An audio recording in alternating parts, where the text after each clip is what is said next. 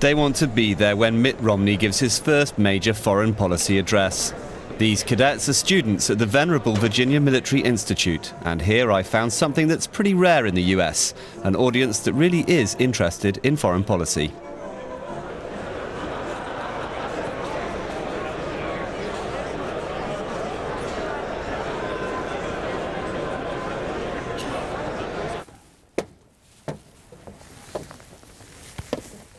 Jim Wilson doesn't need to listen to the speech again. Last year he travelled in his Romney-mobile to attend around 250 appearances by the Republicans' presidential hopeful. Today he's just waiting outside the hall. He has to leave soon anyway so that he can make it to the next appearance on time. The 70-year-old is probably Mitt Romney's greatest fan. You know, I have 10 reasons why I'm doing this, and that's 10 grandchildren. They're still, regardless of whom is elected, going to be paying off this silly debt for their lives. That's immoral. I would like to give them half as good a world as my parents gave me. You brought your daughter. His answer is vote Mitt Romney. He dismisses Barack Obama's politics as baloney.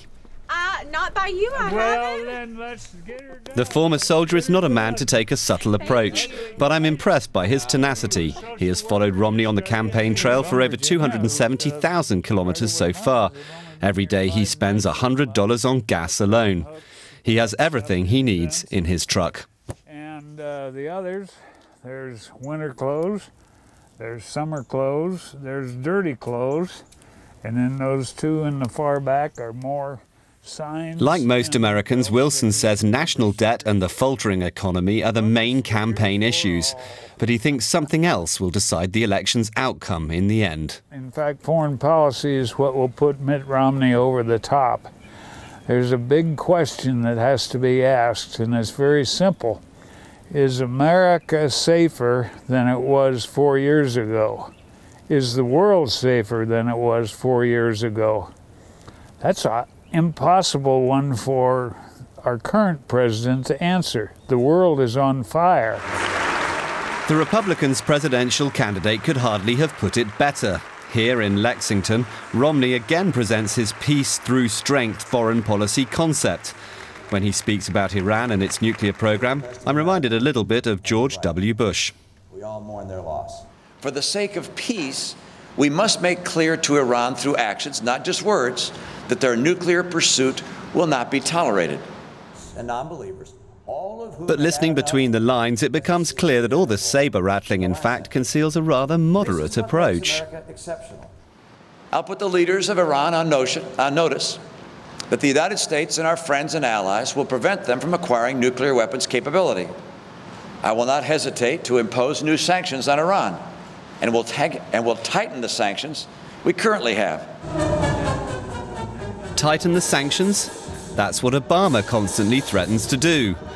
The main difference between the two is that Romney wants to increase defense spending. That's secured him the backing of most of the US military. The cadets won't come right out and say who they'll vote for, but their priorities leave little doubt. Oh, for me, it'd probably just be defense budget, because right now I'm on an Army scholarship. I'm hoping that I get to keep that. They can be difficult with the budget like it is now, but for me, it's just kind of some self-interest.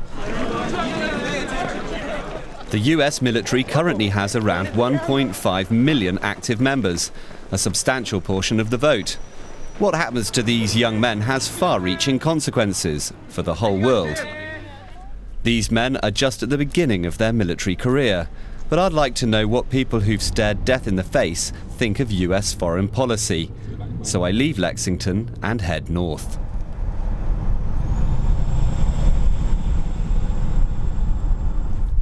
Dan Boring is familiar with the issues concerning war veterans. As a soldier, he served in Vietnam during the war there. Although he lives over 1,000 kilometers away in Wisconsin, he often comes to Arlington Cemetery in Virginia, the second biggest military cemetery in the US. His parents are buried here.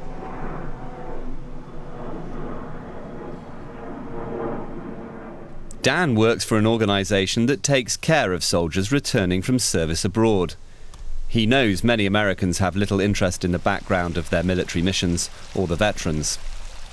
And, I guess I never even appreciated the veterans myself until I got affiliated with this organization, because most of the guys like Vietnam, when they came back, they were spit on, and most of them didn't even wear their uniform because they weren't respected. And but I think that's turning around, at least by us it is, and more people now are appreciating what the veterans do and what they have done. And although he's well aware of what misery war can bring, Dan Boring is convinced of one thing: US foreign policy needs a strong military to back it up. There are some countries that especially worry him. Well, most of them in the Middle East scare me, and I just don't know what they're capable of, and so I think that's probably our biggest threat is in the Middle East. The Middle East is a bugbear for most Americans, but it's one that doesn't play a large role in this presidential election. We're not better off under Obama. Unemployment is still high. 43 straight months. I can't seem to get away from this radio spot for Mitt Romney. Stuck in traffic in southern Florida, I hear it every 10 minutes. And back at my hotel, campaign coverage is on all the TV channels. Over 12 million new jobs. I'm Mitt Romney, and I approve this message. I'm Barack Obama, and I approve this message. It soon becomes apparent that the election campaign is being fought largely over domestic issues: jobs, taxes, health insurance. Only 6% of all Americans see foreign policy as the most important issue in the election. Dishonest. I'm not in favor of a $5 trillion tax cut. Florida has 29 electoral votes, more than any other swing state. Here the race is completely open, and it's right here in Florida that foreign policy could play a role for a small but decisive group of voters. They seem like they're all the same, but they're not. Each of them are individual. Ladies' lunch at the Jewish Center, downtown Fort Lauderdale. Devorah Kaplan runs the group every Wednesday. But it never changes, Yemi. Its source, its essence, not interpretation. The women come here to discuss religious issues. The Jewish community only makes up 3% of Florida's population, but it's extremely politically active, and the Jewish turnout in elections lies well above average. If you lived in Germany, I don't believe him. No, he's my problem. Not all of the women here share her opinion, but for Stacey Greenberg, there's one issue where Mitt Romney has a clear advantage: Israel. Okay, I'd say the one thing that really put me over the edge with Obama was watching him in interviews when he would be talking or not talking to the Israeli prime minister. His body language, the things he said, the way he spoke, versus the way he was interacting with the Arab leaders. I just felt he was very disrespectful many times, and he tended to favor the Arab leaders and what they wanted. 4 years ago, Obama took 78% of the Jewish vote in Florida, but floating voters like Stacey Greenberg, Oh yes, I could just see it. mean this time the figure is likely to be lower. Actually, the mother of two isn't a typical American woman. Like everyone, she's interested in the candidate's economic competency. Advantage Romney. And she has a strong opinion on sexual equality. Advantage Obama. But in contrast to many, Stacey Greenberg looks beyond her own backyard. Instead of getting in the car and being like, oh. So for, I think, a lot of Jewish people, Israel matters. And I think for first-generation Americans, international policy matters because they still have roots and connections to their countries. Whereas when you've been in America 6, 7, 8 years, generations, you've kind of lost those roots. And what you're really worried about is, putting food on your table, and is your kid getting an education? 4 years after Obama's huge election party, many Americans now seem to be sobering up. But now I want to see the Obama fans too. Here at Miami University, people have been lining up for hours in the sun to hear their president speak. People are no longer as euphoric as they were 4 years ago, but they know exactly what's important to them about Obama's policies. Well, I'm a physical therapy student and I'm currently getting my doctorate, and healthcare is definitely the most important topic to me for this election. That's United States is the only major developed country without a system of health care for its entire population. One of the big issues is too much money is being spent overseas. Everything's going out of the country for war.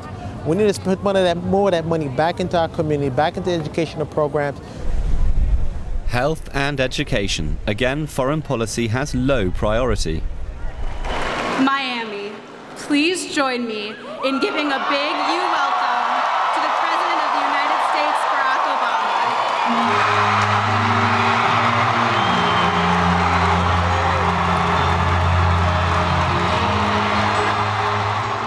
This reception is reminiscent of Obama's election victory in 2008. But today the figures say something different altogether. The president is still the most popular candidate among young voters, but the euphoria has dissipated. Obama's strategy is to build a bridge to the past and remind people of the promises he has kept, and they include the foreign policy objectives. 4 years ago, I told you I'd end the war in Iraq, and I did. I said we'd end the war in Afghanistan, and we are. I said we'd refocus on the people who actually attacked us on 9/11. And today, Al-Qaeda's on the run and Osama bin Laden is dead.